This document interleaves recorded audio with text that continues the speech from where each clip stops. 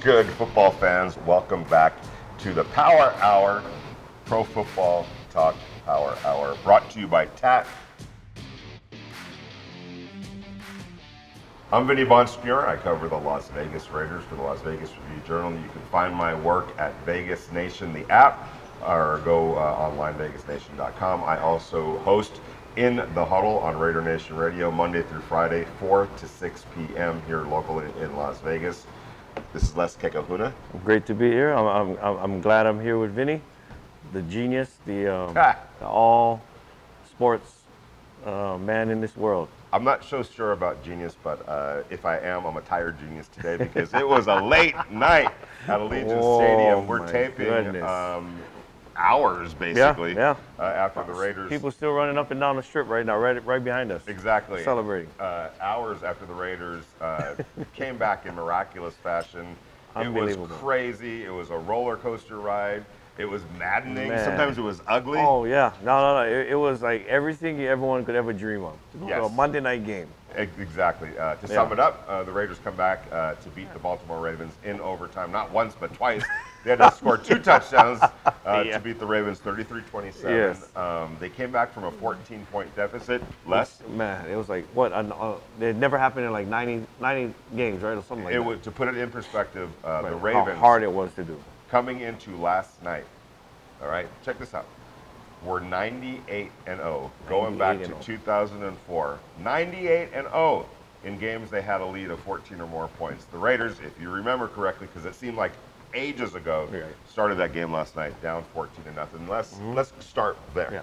First of all, actually, before we go there, I've been covering football a long time. There were some things that happened last night that I'd never seen before. It was just a wild roller coaster ride. I give the Raiders a lot of credit for never checking out mentally. There were a couple of haymakers that they took that they kept getting back from and winning the game.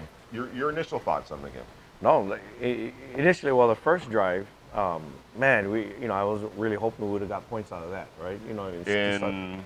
For the game. Well, I mean, when the Raiders. I'm talking about, let's at 14-0? No. The craziness of last night. Man, it was madness, man. I mean, just the way they had it set up, the introduction for the game, to the entertainers, to Gladys Knight singing the national anthem, the energy and everything. It was amazing, man. And then to have, I was in the press box and I'm thinking, the only thing left is for the Raiders to create some magic. Oh, yeah. And they did. And they did. They definitely did that. I got to give them a lot of credit because they put on a great show. As Les just said, you had Gladys Knight, you had Too Short. Too Short. And Ice Cube. Let's get ready to rumble. They did that. Michael Buffer, right? Or was it? It was the Buffer. Yeah. It was the brother. It was. No, it was him. It was Michael Buffer. Yeah. But he has the other brother that does the boxing. There's a UFC Buffer. Oh yeah. That's true. Bruce. That's true. Bruce Buffer. Buffer. Yeah. Right. So there were because Michael Buffer was the night before at SoFi Stadium. Yeah. So great entertainment value. Great, the energy, man, just was amazing, man. And I felt good, man. I really felt like the Raiders were gonna do well. I did, considering how they went through training camp, the draft picks, bringing in the free agents, and all they addressed where they felt the weaknesses were from last season. Yeah. Without question, and we're going to get into all of that because I think, as Les and I were talking off camera, what have we been talking about this whole offseason? Defense, getting pressure on the quarterback, creating turnovers, getting teams off the field on third down. 2 turnovers that the Raiders created. Ooh, they created those, and you know what? A lot of it's coaching. Because they're striking at the ball, it wasn't and good players. Great players. But yes, you're right. Yeah, those are things that they were coached up to do. So the combination of bringing in better players, better coaching, Gus Bradley and his staff, better schemes. Right, exactly. So the Raiders come up with 2 turnovers. Huge. They get 3 sacks, but they were all over Lamar Jackson. Incredible quarterback, by the way. Yeah, MVP. Right. So he's a league MVP. Without doubt. I think I saw a stat where he was under pressure 54% of the time that he dropped back to pass. That's a lot. Those weren't called quarterback draws. No, exactly. He had to run. He had to run because he was running for his life. Right. A lot of those plays, people thought like, oh, it's a quarterback draw, because I'm sitting there listening to people. I'm like, no, that wasn't. He got pressured out of that play. Right. Exactly. That's the frustrating part of playing Lamar Jackson, because even when you think, Right. when you do your job, Yeah. and you get the pressure on the quarterback, he still can beat you, and those are back-breaking plays. Yeah. And what did we also talk about? The Raiders need to be able to get teams off the field on third down. They were Yeah. third worst in the league last year. They were terrible at it so many times. 3rd and 14, 3rd and 12, plays where you just make a play, get the ball back to the offense, they weren't able to do. And you know what? Like, I mean, a lot of it has to do with them winning on first down. Yes. You know, and second down. Like, you putting them in a bad third down situation Exactly. rather than 3rd and 2, 3rd and 3. They were in 3rd and longs a lot. You know? They were. So the Raiders last night, They were winning on first and second down. and the Raiders on third down specifically, they got the Ravens off the field 9 out of the 12 times that they lined up on third down. And I have to say this too. Yes, winning first and second down is important. But the problem was, last year, going back to last year real quick, they actually played fairly decently on first and second downs. Yeah. It was, and this goes back to what you just said, coaching. Last year, so many times I saw it because I was there at every game. They would play well on those first and second downs sometimes, not all the time, but sometimes. But when they needed to be connected and on the same page the most, that's when they kept falling apart. Like I said, there were 3rd and 12s where 25-yard gain. Yeah. There were 3rd and 15s where 16-yard gain for the first down, which just, that's Oh, demoralizing. yeah, it is. It just kills your energy, man. You know, like those things just makes you feel like, oh no, here we go again. Exactly. But there was none of that last No, night. there wasn't. 9 times, out of 12 times that the Ravens were in third downs, the Raiders got them off the field. So the turnovers, the sacks. Right. Shout out to Max Crosby with 2 sacks. Oh wow, you know what? To me, he's MVP of the game, man. He did a lot. Like he did a lot. You know, especially when Ngakoue went down, he became now that our guy. You know, I mean, he became the Raiders guy. You know, because now Ngakoue's there, he's the guy who has to step up. Yeah. Exactly. Carl Nassib had a nice game. Came up with a clutch play. He did great. That guy was all over. Came up with the clutch play just after it looked like the Raiders had kicked themselves in the foot one too many times. Give the ball back to Lamar Jackson. All they need is a field goal in overtime. Yep. Because they were the second. They had the ball first. By rule, right? Next score Anything. wins. With a great kicker, by the way. Right. Yeah. But Carl Nassib comes up with a strip sack to give the offense the ball one more time, and we're just kind of getting ahead of ourselves. Because in my head, I'm just all over the place because it was just so insane. But let's talk about a couple things specifically. Like you said, they fall down 14-0. I felt like, and I tweeted this at the time, Les, it felt like for whatever reason the moment seemed a little bit too big for Derek and the Raiders. Not to say that it was too big. They were playing like they felt like it was a little bit too big. Between the energy, the excitement, the crowd, I think Monday Night Football. it's probably it had a lot to do with, you know, like first game with fans in the stand. They played at home last year, but there was no fans. And then the whole Gladys night and everything and the lights and Monday Night Football. There's probably a lot of pressure on them, being the home team and all the greats, all the Raider greats are there in the stands. Yes. And all that pressure interviewing all these legends and Hall of Famers that played. So it just took, as you could see though, as the game went on, he got more comfortable. Derek Carr got comfortable, and some of those throws that he might have overthrew, underthrew, to behind, it was on point after that. He started hitting these guys. Yeah, and let's remember too, Les, this was an offense that didn't play in the preseason. So this was live action against a really good, real bullets, well-coached Ravens defense. Very well coached. If there was going to be a little bit of a slow start, Monday night was probably it. The problem was, in the process, Lamar Jackson and the Ravens go take a 14-0 lead. What are you thinking at that point? No, I just thought to myself, you know what? We definitely on defense, we got to go 3-0. Offensively, we got to score. I don't care if it's a field goal or a touchdown. We need to score and get on the board, start building some momentum, getting our confidence back. Things of that. Just getting first downs and slowly getting up there and getting some points. Which is what they did after they fell back 14-0. They put together, I think it was a 9-play, 68-yard drive, and they get the touchdown to make it 14-7. And at that point, it was never further than 10 points. They were never further behind than 10 points. But like you said, Derek starts playing better. He starts connecting with Darren Waller, who I think had 18 targets last night. He's a beast. He's a beast. I think was that the first time you've seen him play live? Yes, very first time, and man, watching him in person, he's a big dude, man. Yes. He's a big man. And fast. Yeah, fast. He got mitts on him. I mean, he's almost impossible to cover. You know? I think he is impossible to cover. Not one-on-one, he's impossible. I Oh. don't think there's anybody that can cover him one-on-one. And that's why, at the time, I tweeted this during the game, maybe over relying on him a little bit too much. Yeah, it seemed like it him a lot. You know? It seemed like Derek was forcing him the ball. Yeah, in the beginning, you know what? You're right. It felt that way at least. Yeah.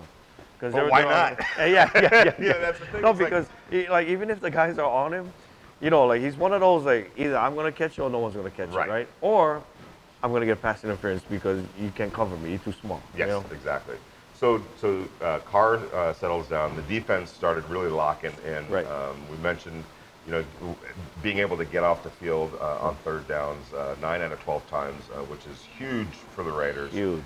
And then Carr starts. Hunter Renfrow becomes a little bit more involved. Kenyon Drake becomes a little bit more involved. Sneed. What was interesting, and fast forwarding a little bit, Hunter Renfrow had some big catches. Hunter Renfrow had some he did. huge Rugs, catches. They weren't able to run the ball, I think, as well as they had wanted. But again, But I'm glad they didn't abandon it. They didn't. They still stuck with it. 21 carries, right? 89 yards, I think it was. Because you need to. Yeah.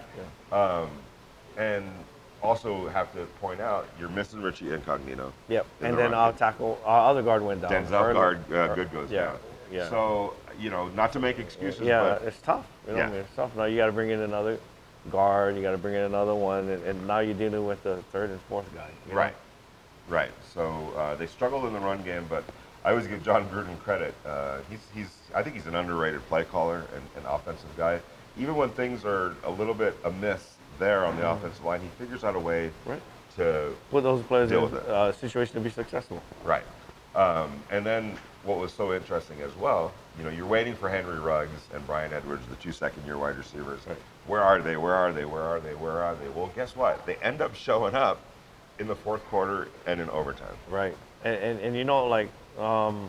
what are your thoughts are when we went for it on fourth down? I would have kicked the field goal. I would have kicked the field goal, too. I'm one of those guys that take the points. Always. I know the crowd is going to be like, no, go for it, but take the points. The defense was playing playing well. Yeah, they were playing great enough, man, to where they don't trust my defense, get the ball back again. Which is what they did. Yeah. Ironically enough, the touchdown that they ultimately scored would have put them ahead if they had kicked the field goal. But you know what? It is what it is. That's what made it great last night. Yeah. And we didn't even get into this. Yeah. Okay, so Baltimore goes and takes a 3-point lead with 37 seconds left. Unreal. We have with no timeouts. The Raiders have 0 timeouts. Starting from their own 25. From their own 25. Okay. Up until that point, Brian Edwards, the rookie wide receiver or second-year wide receiver, had not had a catch. There's 37 seconds left in the game. This dude ends up catching like the next 4 balls, I think it is. Yeah. Like they just find something 18 yards, 20 yards. All of a sudden they're in first down territory, or excuse me, field goal territory by just a little bit. 55 yards field goal. 55 yards is not a chip shot, man. Heck no. No ways. And just me, I was hopeful, and everyone around me was hopeful, but we were like, oh man, this isn't a chip shot, man. Not at all. No. What's the reaction when he kicks the field goal?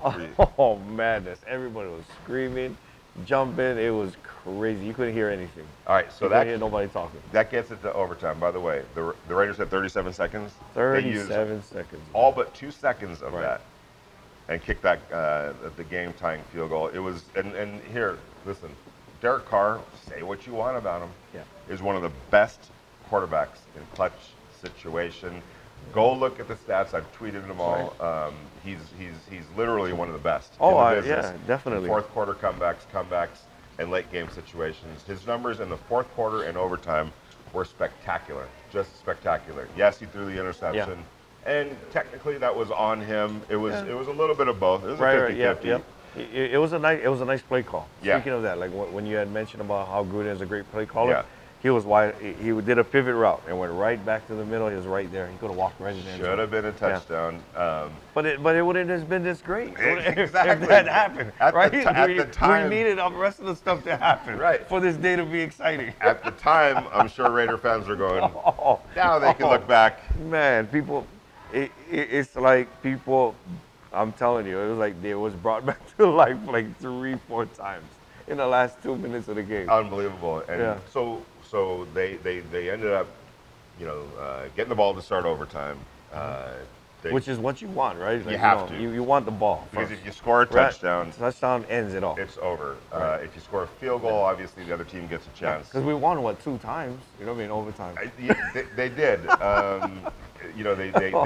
They marched down the field. They get the touchdown pass, 33-yard touchdown pass. Right. To Brian Edwards. Everybody's celebrating. And some people were walking out already because it took so long. And people was like, we win. And they started walking up. And we're in the press box, and it's like, no, it's not over. I heard them say, well, after further review, he's yelled like, what? People started rushing back down. So, and I know everyone watched this live, but I mean, you're literally talking about the opposing team has come out there to say, hey, man, good job, good luck this season. We'll see you down the road. We're going to go get on our plane and head back to Baltimore. We'll survive. And the next thing you know, referees are like, no, get back on the field. Right. Let me ask you this, because you may know the answer to this. Did they go on a hard count when they went offsides? When Leatherwood went offsides? I don't know what happened on that. They did, And I hope that's not true, though. I don't think it was, and I'm gonna get some clarity. Not the time to call a hard count. Yeah, for 2 inches. Yes, and I'm gonna get some clarity later on. But from what I heard from some of my people in the Raiders building, and I don't know exactly what they're referring to, but apparently whatever the Baltimore Ravens did at the line of scrimmage on the goal line was illegal. On the offsides or on the play before? On that play, on the offsides. On not the offsides, it was a legal procedure. Yeah. By Alex Leatherwood, the rookie. Yes, Alex Leatherwood. But their complaint is, and I think they're going to bring it up with the NFL, something that the Ravens did, in terms of how they lined up, or something that they did. Yeah. I don't know that I got to get clarity on this. They feel was illegal. Not to make any excuses, but I think they feel like that's what kind of contributed to the false start by Leatherwood. I could see something like maybe them saying the snap, like going, because people do that, right? The crowd is loud. Right. For the most part, probably only he and I can hear it. Yes. Because if that's the only person you need to hear it. Right, exactly. The refs are so far away, they can't hear me yelling out a cadence, So I can see that. So the ball's literally at the nose of the goal line, and all of a sudden now it's 5 yards back, which changes things. Yeah, it changes the play call, it changes everything. And then there was there another penalty? I can't remember if there was another penalty, but no, not on that drive. No, incomplete pass. Yeah. Now it's all of a sudden third down, and you're like, oh no. So at that point, you're thinking, okay, give it one more shot, but at least kick the field goal. Yeah, but then we give them an opportunity now. On the interception. Yeah. If the Raiders kick the field goal, the Baltimore Ravens score a touchdown, it's over. So you want it to be over right there. You have the chance to end it all right now. True, but at that point, you're thinking if we don't get it, at least we're going to get a field goal. Right. That was what was so devastating. Not only did they not score the touchdown that they thought they scored, then it turned, they don't get any points. Well, what would you have done differently, do you think? In that situation? I don't know if I would have done anything differently. I just would have executed a little bit better. I think I would have threw it to Waller. Because whenever you're in the goal line area, everything's so condensed, right? They're so crowded. And that's that high percentage of things like that happening. Anything that does slants. A ball bounce. You don't want to do too many slants because the ball has to come out low. Exactly. And when it comes out low, now the defensive players can hit the ball. All kinds of traffic. Right. So if you're gonna do something in the middle, I would maybe run a fade to Waller, right? Could have. Put him out there, one-on-one with a smaller DB. Right. Or if I throw anything to the middle, hey, tell you what, Darren, I'm gonna throw it right at the goalpost, and you're gonna catch it there. If not, it's going out of bounds. Yeah. And then you kick the field goal. Right. Nothing low. Not the best situation kicking the field goal, but at least you get the 3 points and you put the pressure. And you don't get an interception. Right. Then you put the pressure on the Ravens to either go kick a field goal or score a touchdown in overtime. None of that happened. Yeah. All of a sudden, they went from scoring a touchdown to maybe kicking a field goal, to turning it over, to now they got the ball at the 25. And let's stop right there, because this is the thing. I've covered this team now almost 2 years. In the past, those transgressions, the mistakes, the interception, the bad refereeing, whatever you want to call it, the Raiders defense would have taken the field demoralized, waiting for something bad to happen, and it was almost inevitable they lose that game. What happens instead? Instead, they get a turnover, a sack, and a turnover, and we win the game. Right. And those are two things in one play that was our problem last year. Exactly. Right? You know, like we couldn't get to the passer, we couldn't get turnovers, but that last play, man, it was that call that I watched it and I said, wow. They showed like a cover two with the two safeties, and they inserted the safeties in. And that confuses the quarterback because he's like, okay, he's thinking something else. And now they come down, replace. The backers came around. I think they rushed 5 on that play. And it's confusing. It really confused the quarterback, that coverage. And then the Mike backer, I believe, he gets deep middle. So you need a special guy to do something like that, because the truth is your first read is run. Right. It is run for that linebacker. So he has to be there enough for run, but yet still get back to the deep middle. So as Les just said, the Raiders in one play showed almost everything that they didn't do last year and that they've improved. It was better. It was a better play call. Yes. By the Definitely. defensive coordinator. Definitely, and I love that call. It was a better execution. It was better defense on the back end. Carl Nassib gets pressure on the quarterback. There was also some pressure inside as well. And then they forced a turnover. Yeah. So, and also, and Les knows this, being around football, there's just something about being timely in sports. Oh, like every right turnover is important. Right. Every sack is important. We get that. We understand that. But certain times, when you have to make a play, you have to make the play. And so often, covering this team, they haven't been able to do that last night. And you watched them on that play as well. We just, I know we keep bringing up the same play, but that defensive line, they stayed in their lane and they kept Lamar in that pocket and they collapsed the pocket that way, And it's a QB like that is so hard to contain, man. It really is. And that defensive front did that. The coverage was able to insert themselves and have him hold on to the ball a little longer than he probably wanted to. Absolutely. And to put what Les just said in perspective in terms of defending a Lamar Jackson, he's got the ability to get you in a field goal position right now. Immediately. On a play like that. Or even score. Yeah, exactly. On his own. Like, just breaking through and gone. He has that kind of speed. So it's what the frustrating aspect of it is, you can do everything right. Everything right. Get the quarterback, get pressure on the quarterback, defend on the back end, do everything right. And he's just so dynamic and so unbelievable that he could still extend beat you. Plays. He could extend plays and make a play out of nothing. Right. So, but that didn't happen. You're right. Fortunately, it didn't. Yeah. And you know what? Like you said, timely, right? Everything is timing. And how important that turnover was. I don't know. I wasn't in their head. I wasn't in the huddle. I wasn't on the sideline. But you have to think like, man, we went from pretty much winning to, okay, we're going to kick the field goal, to turning the ball over. Could you imagine how the offense's confidence was? It probably wasn't very high. They were mad. They probably was like, oh no, like they probably were feeling like, if we lose this game, it's because of us. We turned the ball over. We should have won. But the defense said, you know what, we got you back. Thanks for bringing that up, because another aspect that we haven't been talking about here for way too long with the Raiders is complementary football. It's being able for the offense to say, hey, not going to always be perfect. Need to be able to lean on the defense to hold down the fort, and vice versa. Sometimes the defense, sometimes the offense. Sometimes the special teams. Exactly. And for so long, the Raiders, to me, have not been a complete team. This is why we've been talking about this. I feel like this is a fairly complete team. It's not perfect. No. There's no perfect team. No. Everyone has their flaws, but then they look good, man. They look good. Right, and when you can rely on, hey, we just screwed it all up offensively. That's what Derek Carr is thinking. Oh, all of a sudden you've got a defense that can say, erase it all. Like, don't even worry about it. Go back to the sideline. We got you. Last year, the whole different thought, right? It was like, oh, gosh, we got to outshoot these guys. Right. We got to shoot them. And whoever has the ball last, we're going to win. Right. Because it's going to be 30-something. Right. And now even they can though it depend was on the defense. kind of that, Yeah. it wasn't. No, that. yeah. It was totally different. If you didn't watch the game, you probably think like, oh, well, it's Yeah. kind of a shootout, but it wasn't. It really wasn't. No. You know, it was actually defensively.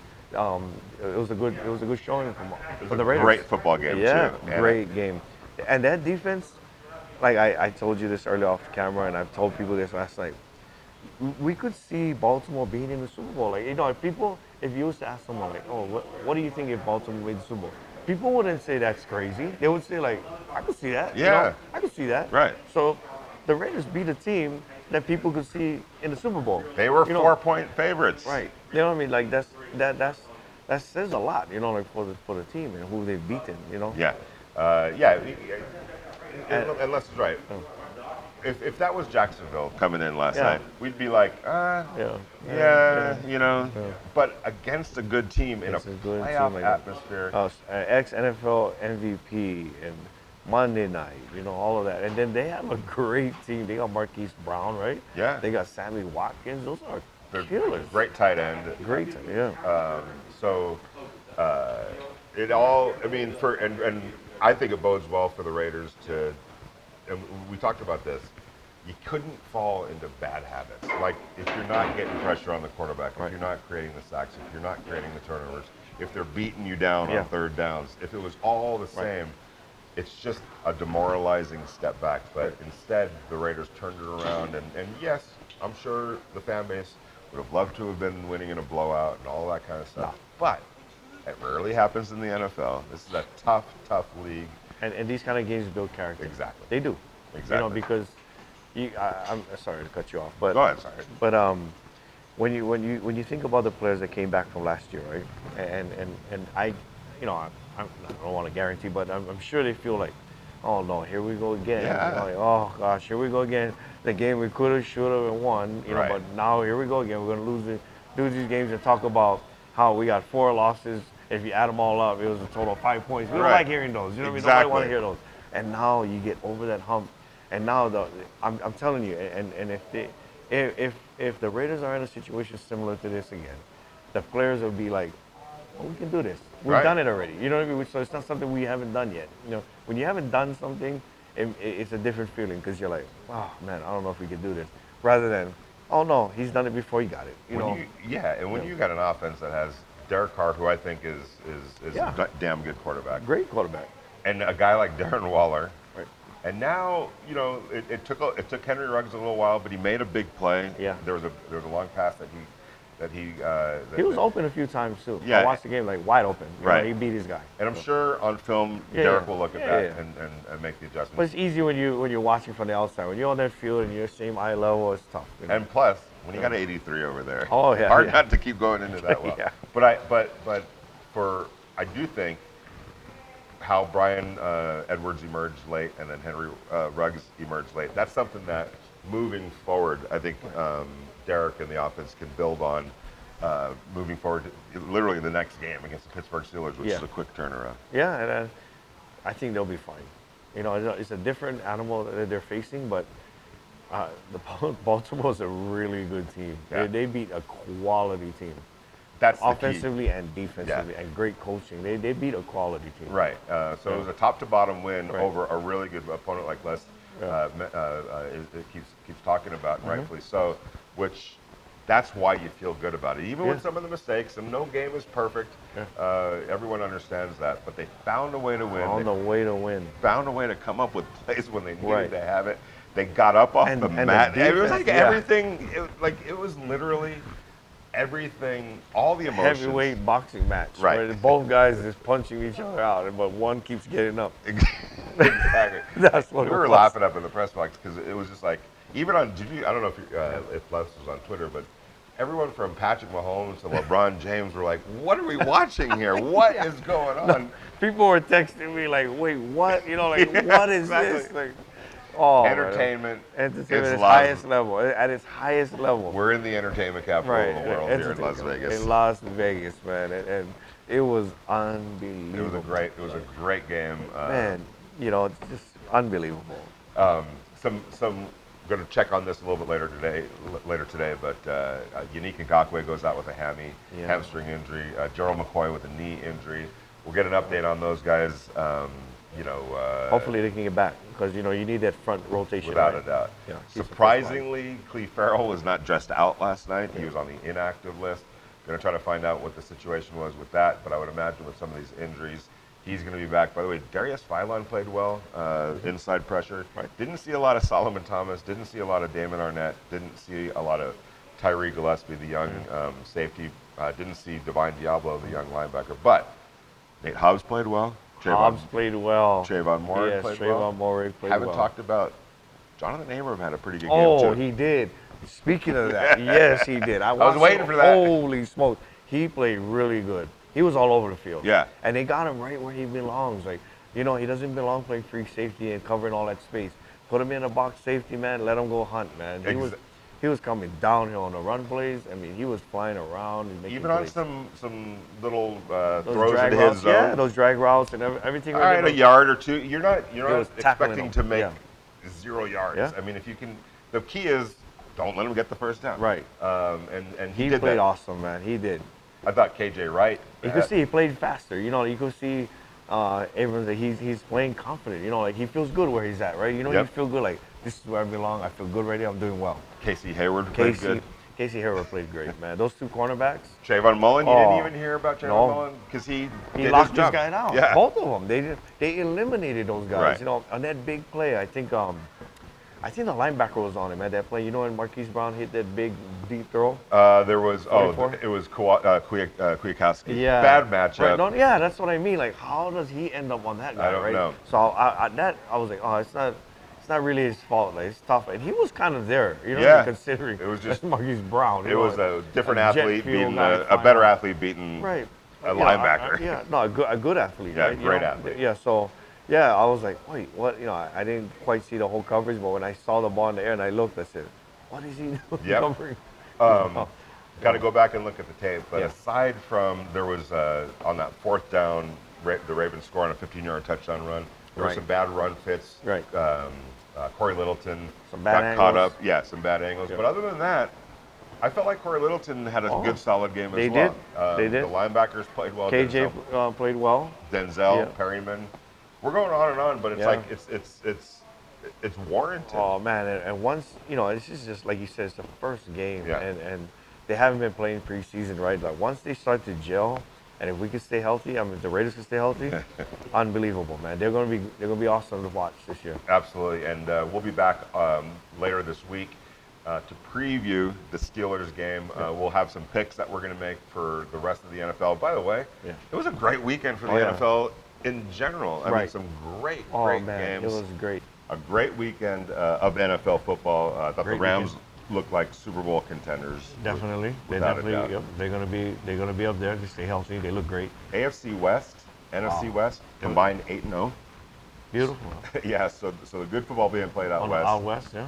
Being that we live out here, we can watch all those good games. Yes, Jameis Winston. Wow. Wow. Right. That one. So we'll see though. Here's the thing. I've seen him play games like that, and then the next game throw 5 interceptions. So we'll throw 5 see. touchdowns one week, throw 5 interceptions the Yeah, next week. I do think being with Sean Payton and being with Right. the Saints changes that and helps him out. Might be in a great situation for him. Right. I think so. Tampa Bay, I thought Bengals? the Bengals looked pretty good. I thought the Minnesota Vikings kind of gave that one away a little bit, but How's Pittsburgh over Buffalo? Pittsburgh over Buffalo was a little bit to me of a Shocking. surprise, and that's the Raiders' next opponent. So it was just the Eagles. I thought looked pretty darn good. It's the first weekend of football. It's great. It's awesome. It's a great starting point. Right. And guess what? It all starts again Thursday. I think the Giants are playing the Washington football team. I think that's It'll be a how tough that game, plays out. divisional game, yeah. Tough Yeah, game. and then next Sunday, obviously, the Raiders play At the Steelers Pittsburgh. at Yep, Pittsburgh. Raiders so at Pittsburgh. we will preview that game later this week. Check for it out Thursday, Friday or so. But until then, just want to say thank you to the Rockstar Bar for having us here. Thanks to Tat, thanks to Les. Really appreciate all the work that everybody's doing. Check us out next week, and don't forget to subscribe on YouTube. Subscribe on YouTube. Check out Rockstar Bar. It's right here on Las Vegas Boulevard, the famous Las Vegas Boulevard Strip. Every home game of the Raiders, the day before, starting at 5 p.m. Live entertainment, a lot of fun just gathering of people, man. If you look, it's a place to come and gather with people and meet some pretty cool guys. Absolutely. And if you, like I said, I cover the Raiders for the Las Vegas Review-Journal. You can download our app, Vegas Nation, or go to vegasnation.com, read all of our stuff. We've got podcasts, we've got photos, we've got stories, videos, the whole 9 yards. We will check you guys out later this week. Right. Hey, and one more thing. It's just not only for the Raiders. The Miami Dolphins, being the visiting team, they're more than welcome to be here. All their fans. Absolutely. It's a fun environment. It's not a crazy and dangerous environment. It's a fun environment. Absolutely.